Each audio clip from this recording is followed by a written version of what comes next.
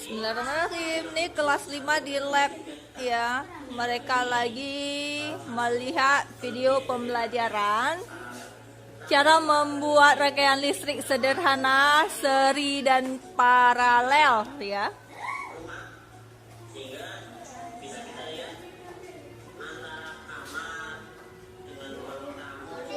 14 Januari 2026 pada Min 5 Aceh Jaya.